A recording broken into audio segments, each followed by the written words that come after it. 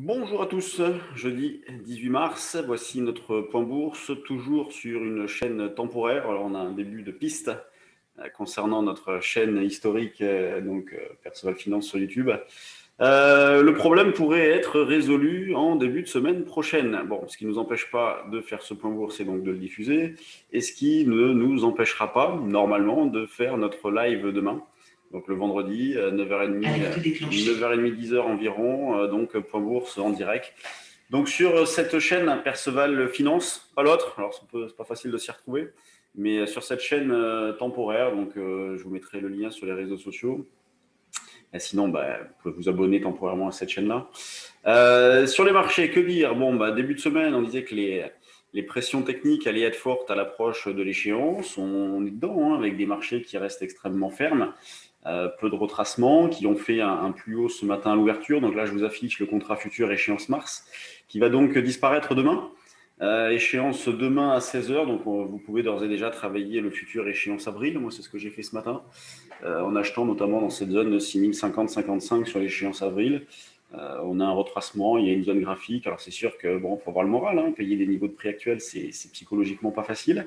Mais en travaillant de la sorte tous les jours, on arrive à accumuler un bon nombre d'écarts. Cette semaine, ça a été assez intéressant, avec hier par exemple des achats que nous avons pu réaliser dans la zone des 6035-40 pour viser 6055-60. Alors oui, c'est pas très impressionnant, c'est sûr, mais il n'y a absolument aucun stress. Il a fallu juste être patient.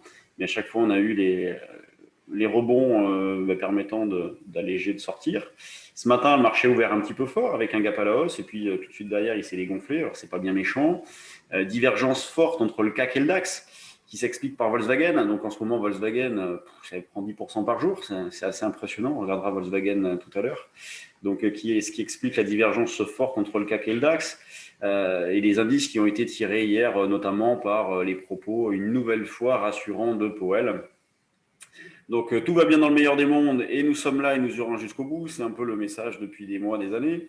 On cherche à acheter sur des replis. Donc le CAC, je l'ai fait sur 50, donc 60. Alors j'ai fait 55 avril, donc il y a environ 10 points. 10 points d'écart entre mars et avril. Donc on est actuellement dans une zone de rebond pour viser par exemple la zone des 75-80.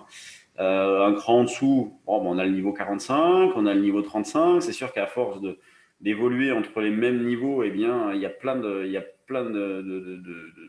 supports, de résistances.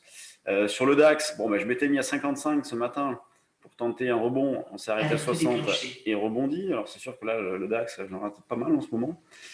Soit pas de chance, soit pas très inspiré. Là, c'est un peu la faute à pas de chance. Et hier, pour vous donner un exemple, j'étais placé à 545 ici. 545, on a touché le prix et pas fait. J'en ai pas fait un seul. Bon. Et donc, pour ce matin, vous pouvez reprendre 55-60 comme niveau de rebond, considérant un double appui dans cette zone, avec 9 heures ce matin, avec le niveau d'ouverture.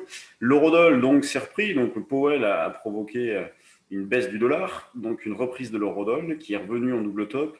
Eurodoll qui continue de tourner autour des 1,1950, un cran dessus, un cran en dessous, mais la plupart du temps autour d'un 19,50. Il n'y a pas de tendance, on tend vers du neutre avec un petit biais baissier, oui, mais on voit bien que c'est pas méchant.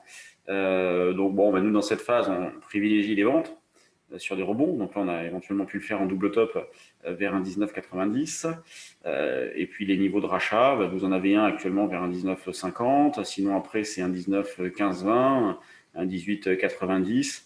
Donc voilà les niveaux à surveiller pour la journée. Quand on regarde du côté des actions, toujours des divergences fortes. Une spec qui est correcte, mais c'est pas facile quand même de trouver des idées en ce moment. Commençons par l'évolution des valeurs du CAC. La plus forte hausse ce matin, c'est Renault, donc gap à la hausse qui revient sur ses plus récents.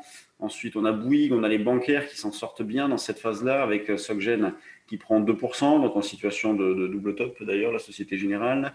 Ensuite, on a BNP qui reste bien aussi. Crédit Agricole, oui, absolument aucune faiblesse sur les valeurs. Les moyennes mobiles sont orientées à la hausse, on est sur des plus hauts. Peut-être qu'on aura un dégonflement après l'échéance. Il va peut-être y avoir des petites choses à faire dans ce sens-là, en se disant que les pressions restent fortes à l'approche de l'échéance et début de semaine prochaine, on verra si jamais ça part à la baisse. Les marchés, Puisqu'il n'y a aucune conviction sur ces marchés-là, on a actuellement un mouvement de hausse qui ne rencontre pas de contrepartie. On pourrait très bien retrouver la même chose à la baisse. Donc, on va surveiller ça de près en début de semaine prochaine. Il peut y avoir des paris à prendre en cette fin de semaine. Nous, on le proposera sur le trade du jour. On va voir, on va réfléchir à tout ça. Des grosses pondérations, bon, Total à l'équilibre, le CAC à l'équilibre, Sanofi à l'équilibre, LVMH en tout petit repli, c'est pas méchant, L'Oréal également, donc il n'y a pas d'excès sur les valeurs. Dans les screeners volume, alors juste le volume sur le CAC, 305 millions, vous voyez, c'est misérable, il est 9h42, 305 millions. Le plus gros volume du jour, c'est BNP devant SocGen, vous voyez, donc les bancaires toujours qui sont très recherchés. Ce qui bouge avec du volume aujourd'hui, nous avons donc celle-là, Domos, Reworld, j'ai regardé Reworld, Megapalos, elle ouvre fort, Biocinex qui avait déclenché au-dessus de 19,20 et qui y va. Acheter louer, Casino, Rally, donc la maison mère, Aquel, qui reste toujours bien, qui franchit ses plus récents, donc impulsion haussière sur Aquel, Volantis, SMTP, Valbios, Dolphin. Dolphin, c'est quand même pas terrible fondamentalement. Bon, il y a des petites choses, mais c'est pas non plus évident. C'est là où c'est terrible dans cette phase. On se dit les indices montent, donc il doit vraiment y avoir de super choses à faire sur les actions. Pas tellement. On a vraiment des intérêts sur les grosses capis, et puis sur les autres, il y a de la spéculation, mais qui y va, mais qui n'hésite pas à ressortir aussi, ce qui fait qu'il y en a quand même pas mal de faux démarrages. Donc des déclenchements qui se font dans des conditions pas forcément terribles parce que les mouvements ont été violents.